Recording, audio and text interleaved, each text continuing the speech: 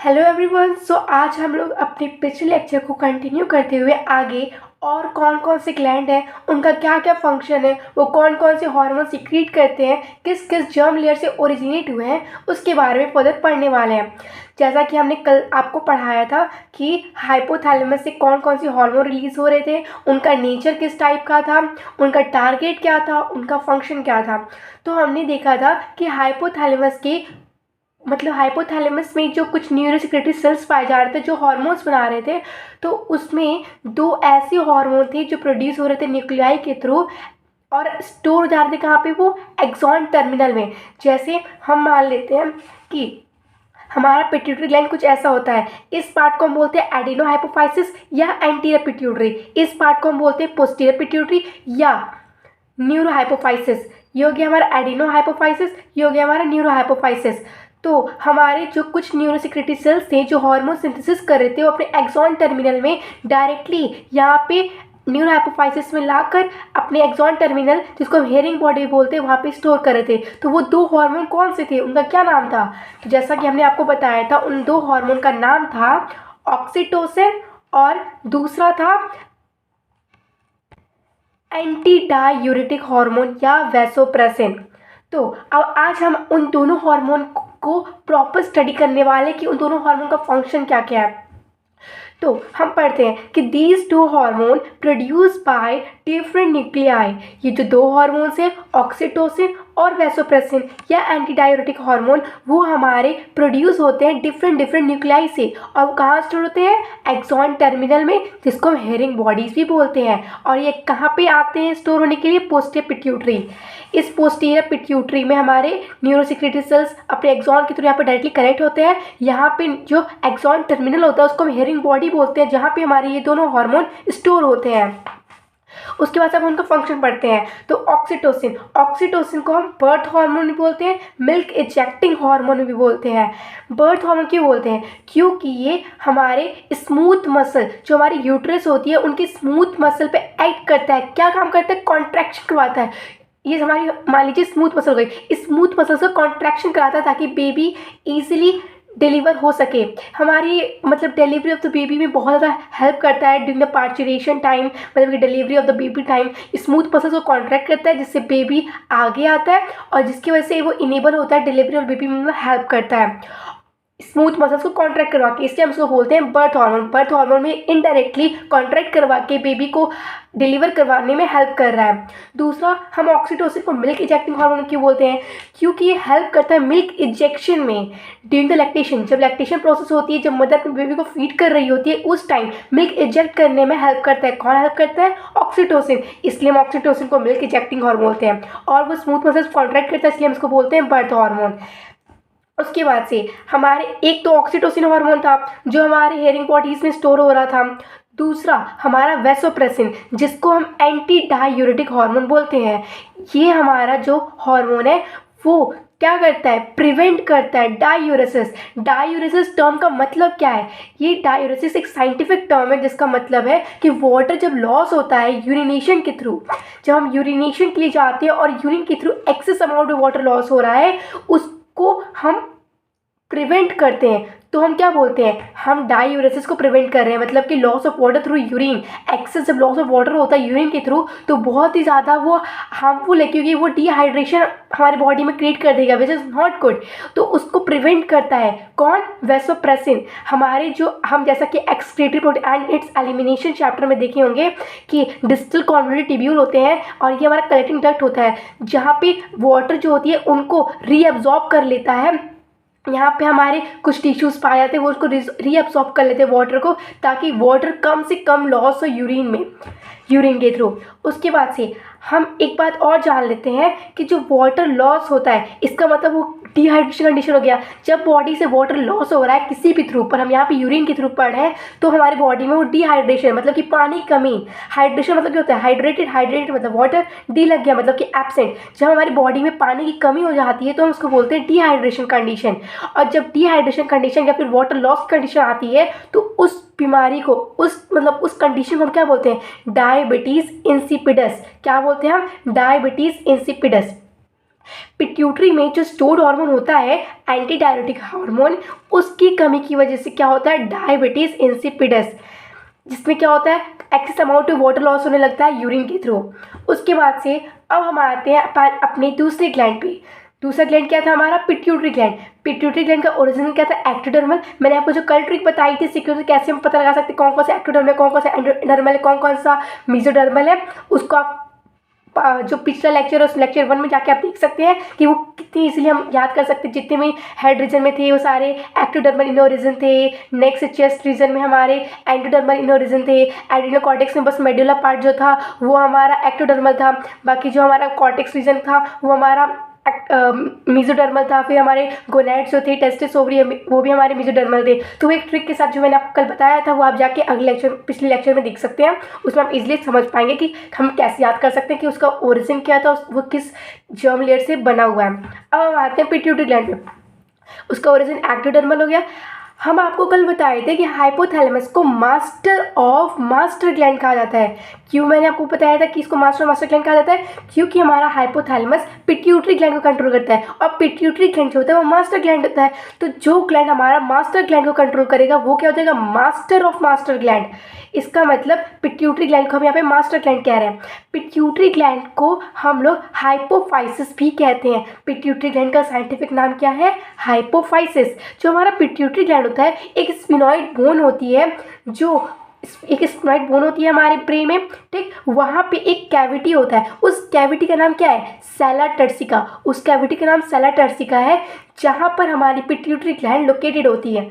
तो अगर हमसे पूछा जाए पिट्यूटरी ग्लैंड का लोकेशन कहाँ है, तो हमारे ब्रेन में एक बोन होती है जिस बोन का नाम है स्फिनॉइड बोन। स्फिनॉइड बोन में एक कैविटी होती है जिस कैविटी का नाम है सेला टर्सिका। उस सेला टर्सिका में हमारी पिट्यूटरी ग्लैंड लोकेट होती है। अब ये हो गया। अब हम पिट्यूटरी जो हमारी ग्लैंड है उसका स्ट्रक्चर पढ़ते हैं कि वो उसमें कितने पार्ट्स में डिवाइडेड है। तो ये है हमारा पिट्यूटरी ग्लैंड। पिट्यूटरी ग्लैंड का जो एंटीरियर पार्ट है, पिट्यूटरी ग्लैंड के एंटीरियर पार्ट को हम बोलते हैं एडिनो हाइपोफाइसिस। पिट्यूटरी ग्लैंड के पोस्टीरियर पार्ट को हम बोलते हैं neuro hypophysis. Adeno hypophysis, neuro hypophysis.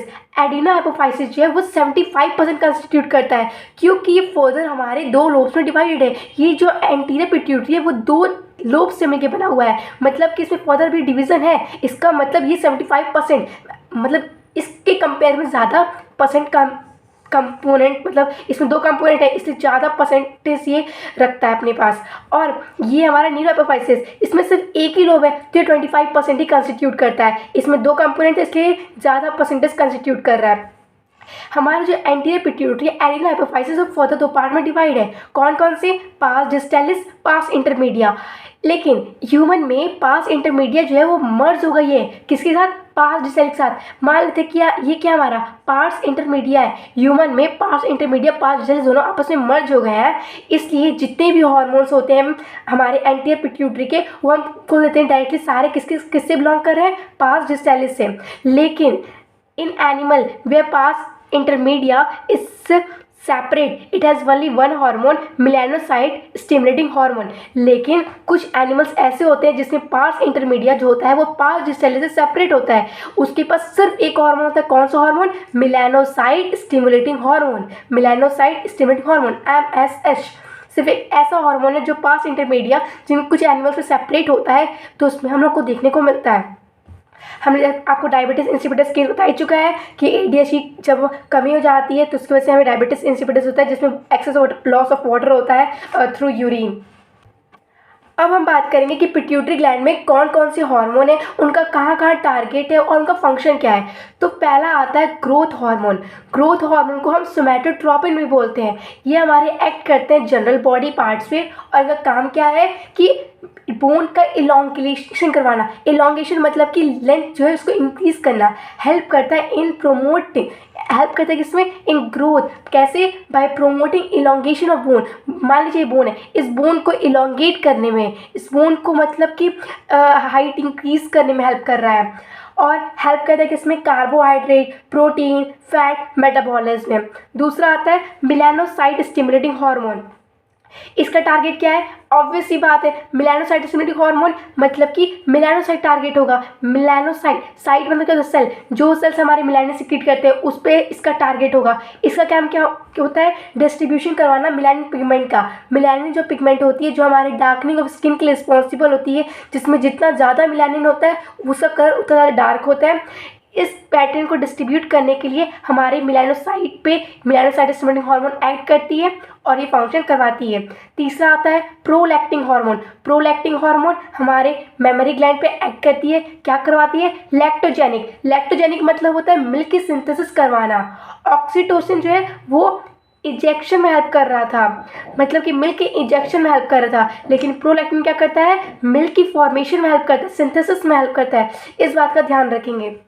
फिर thyroid stimulating hormone. Thyroid stimulating hormone हमारे थायराइड ग्लैंड पे एक्ट करता है और क्या करवाता है? थायराइड हार्मोन रिलीज करवाता है। थायराइड हार्मोन कौन कौन से होते हैं? एक होता है T3, एक होता है T4।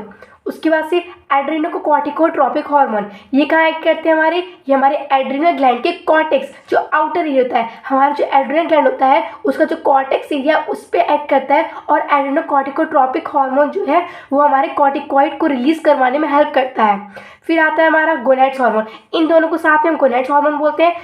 Follicle stimulating hormone, luteinising hormone, इन दोनों को साथ में हम क्या बोलते हैं? Gonad hormone. Follicle stimulating hormone अगर वो फीमेल के केस में ओवरी पे एक्ट करता है, मेल के केस में टेस्टिस पे एक्ट करता है। फीमेल के केस में ओवरी पे एक्ट करता है और क्या करवाता है? ग्रोथ करवाता है और डेवलपमेंट करवाता है। किसका? ओवेरियन फॉलिकल्स का। मतलब कि मैं आपको इसको पहले एक अच्छे से एक डायग्राम के थ्रू समझाती हूँ। सबसे पहले आप इस डायग्राम को समझिए, उसके बाद आप हार्मोन्स को समझिएगा। ये क्या हमारा? ये एक ओवरी है, ठीक। ये ओवरी के अंदर ग्राफियन फॉलिकल्स हैं। ये जो मैच्योर्ड वाला था, मैच्योर्ड फॉलिकल्स को हम क्या बोलते हैं? Graafian follicles. बाकी सब क्या हमारे फॉलिकल्स हैं। फॉलिकल्स के अंदर ओवा है, ठीक। अब ये ऐसे प्राइमरी सेकेंडरी टर्सरी ऐसे स्टेज से क्रॉस करता है। फिर जब वो मैच्योर हो जाता है हमारा फॉलिकल, तो मैच्योर फॉलिकल को हम ग्राफिकल फॉलिकल बोलते हैं, जिसके अंदर हमारा ओवा फुल्ली मैच्योर हो चुका है। जब हमारा ओवा मैच्योर हो जाता है उसके बाद से oogenesis होता है। oogenesis मतलब growth and development of ovarian follicles. तो जब oogenesis हो चुका है उसके बाद से हमारा एग जो है वो रिलीज हो जाता है। ओव्यूलेशन प्रोसेस के थ्रू हमारा जब ग्राफियन फॉलिकल्स मैच्योर हो गया, जब oogenesis हो गया, उसके बाद से रप्चर हो जाता है और ओव्यूलेशन होता है। ओव्यूलेशन एक प्रोसेस है जिसमें एग रिलीज होता है। हमारा ग्राफियन फॉलिकल रप्चर मतलब टूट गया, अब मतलब ब्रेकेज हो गया, यहाँ से एग रिलीज हो गया। अब ये जो रिमेनिंग पार्ट्स है, जो रेमिनेंट पार्ट्स है, वो किस में कन्वर्ट हो जाते हैं? Yellow body. इस येलो बॉडी का नाम होता है कॉर्पस ल्यूटियम, ठीक। अब समझते हैं। फॉलिकल स्टिमुलेटिंग हार्मोन फीमेल के केस में ओवरी में एक्ट करता है। ओवरी पे एक्ट करके क्या करवाता है? oogenesis मतलब कि डेवलपमेंट ऑफ ओवरियन फॉलिकल्स। ये जो फॉलिकल्स हैं इन्हीं का ग्रोथ और डेवलपमेंट करवाता है। और जो ल्यूटिनाइजिंग हार्मोन है वो फीमेल केस में ओवरी पे एक्ट करके क्या करवाता है? रप्चरिंग करवाता है ग्राफियन फॉलिकल्स का। वही ग्राफियन फॉलिकल जो मैच्योर हो चुका था। और क्या करवाता है? ओव्यूलेशन करवाता है और फॉर्मेशन ऑफ कॉर्पस ल्यूटियम। जो ल्यूटिनाइजिंग हार्मोन है वो हमारे मैच्योर मतलब कि ग्राफियन फॉलिकल पे एक्ट करता है और ओव्यूलेशन करवाता है, मतलब उसको रप्चर कर देगा, तोड़ देगा, ओव्यूलेशन करवाएगा, एग रिलीज करवाएगा और जो रेमिनेंट पार्ट है उससे हमारा येलो बॉडी बन जाएगा, इसको हम बोलते हैं कॉर्पस ल्यूटियम। वही फॉलिकल स्टिमुलेटिंग हार्मोन टेस्टिस के केस में क्या करता है? स्पर्मेटोजेनेसिस करवाता है। जैसे फीमेल के केस में oogenesis, वैसे मेल के केस में स्पर्मेटोजेनेसिस मतलब कि स्पर्म का फॉर्मेशन, स्पर्म का जनरेशन। और ल्यूटिनाइजिंग हार्मोन टेस्टिस पे एक्ट करता है और मेल के केस में हम ल्यूटिनाइजिंग हार्मोन को इंटरस्टिशियल सेल स्टिमुलेटिंग हार्मोन बोलते हैं। ये हमारे क्यों इनको इंटरस्टिशियल सेल स्टिमुलेटिंग हार्मोन बोलते हैं मेल केस में? क्योंकि हमारे एक्ट करते हैं ये इंटरस्टिशियल सेल पे, जो मेल के टेस्टिस में पाया जाता है। वो एक्ट करते हैं इंटरस्टिशियल सेल, जिनको हम लेडिक सेल बोलते हैं, और सिंथेसिस करवाते हैं male hormone testosterone and androgen. तो ये हो गए हमारे सारे पिट्यूटरी के हार्मोन, उनका टारगेट और उनका फंक्शन।